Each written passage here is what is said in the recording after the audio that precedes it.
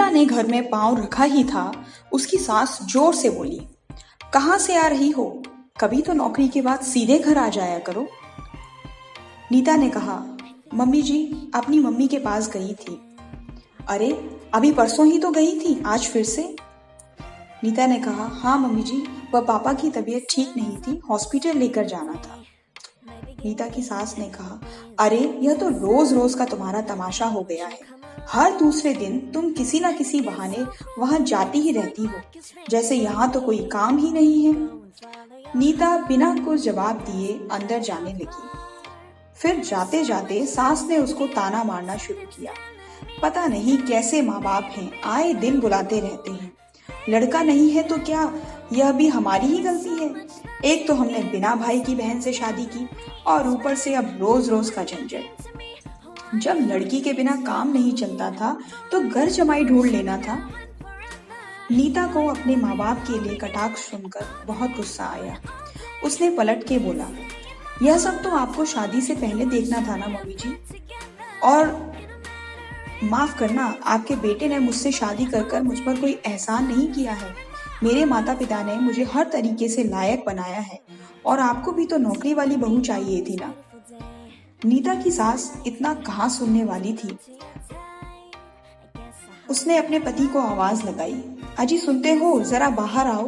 क्या होने लगा है इस घर में? कल की आई छोकरी मुझे पाठ पढ़ा रही है। हमारी तो अब इस घर में कोई इज्जत ही नहीं रही।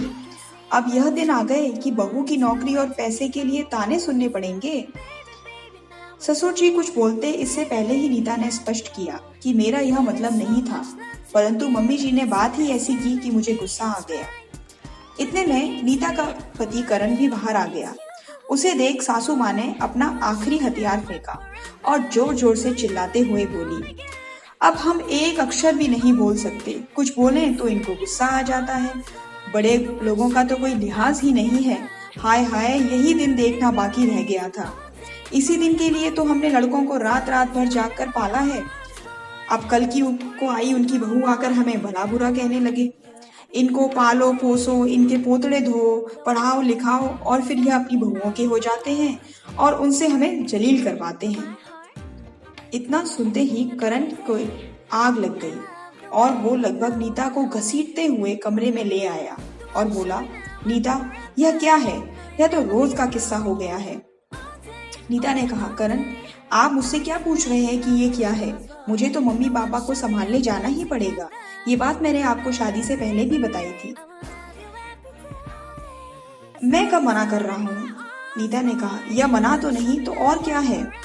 माँ जी मुझे हर रोज इसी बात को लेकर झगड़ा करती हैं। मैं भी आखिर कब तक बर्दाश्त करूं? और आज तो उन्होंने हद ही कर दी। करण ने कहा, नीता तुम मेरी माँ के लिए ऐसी बात नहीं कर सकती। नीता बोली, करण परंतु वो भी तो मेरे माँ बाप के लिए आए दिन बुरा बुरा बोलती रहती है। मुझे भी तो बुरा लगता है और मेरी मम्मी से इस तरीके से बात करने की कोई मंशा नहीं थी। करण ने बोला, नीता चाहे कुछ भी हो, वह मेरी माँ है। उनके बहुत एहसान है मुझ पर और मैं उनके साथ यह बर्ताव बर्दाश्त नहीं कर सकता।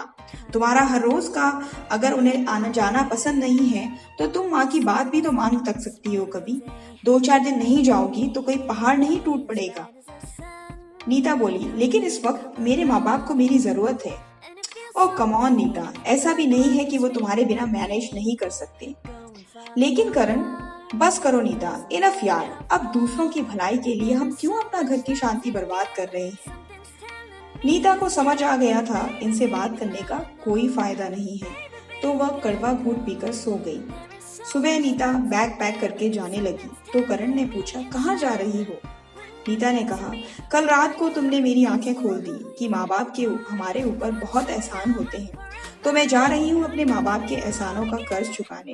और हाँ, उन्हें भी तो मेरे पोतरे धोकर पढ़ा लिखाकर इसलिए नहीं काबिल बनाया था कि मैं उनकी बीमारी में भी उनके काम ना आ सकूं। मैं जा रही हूँ करण, और जब पापा की तबीयत ठीक हो जाएगी मैं वापस आ जाऊंगी। उम्मीद है तब तक तुम मुझे मेरा फर्ज निभाने से नहीं रोकोगे। ये कहानी अगर पसंद आई हो तो इसे लाइक और शेयर जरूर करिएगा और इस चैनल को सब्सक्राइब करिएगा।